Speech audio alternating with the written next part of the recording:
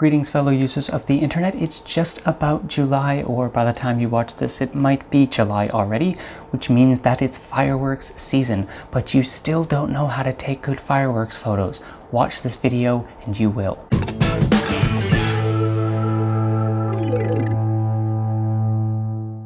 Alright, first things first, let's cover the gear. When it comes to fireworks photography, you're actually not going to need that much gear. First of all, you're going to need a tripod. It doesn't really matter if it's cheap or expensive or even that sturdy, you just need something to put your camera on.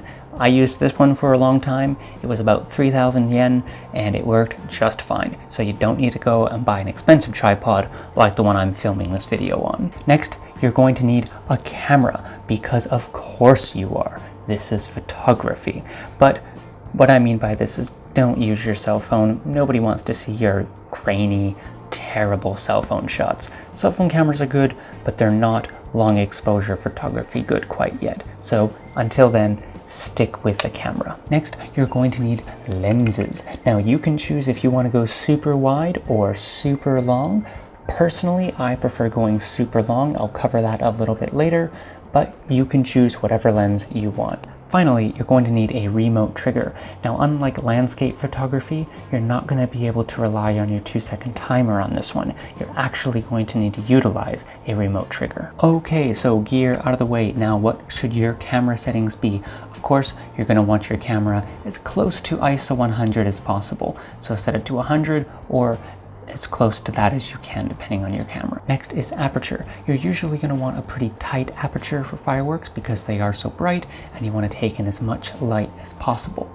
So set your aperture somewhere between f8 to f11. Finally is shutter speed. Now this will vary from photo to photo, so just use your gut on this one.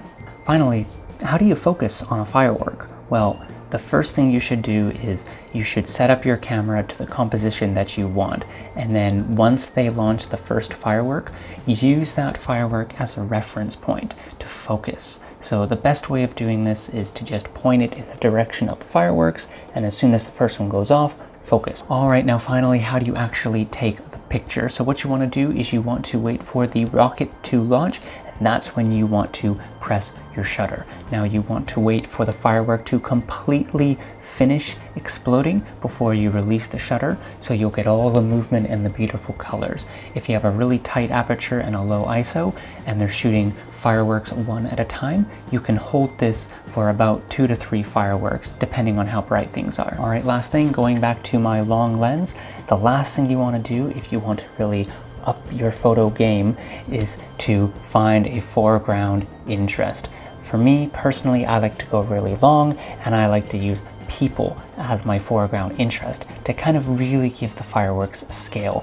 Fireworks themselves are pretty cool, but they're not great subjects, and if you just photograph the firework, people are not really going to understand how big the firework really is. So use something, a building, a person, a tree, anything you can to give those fireworks scale.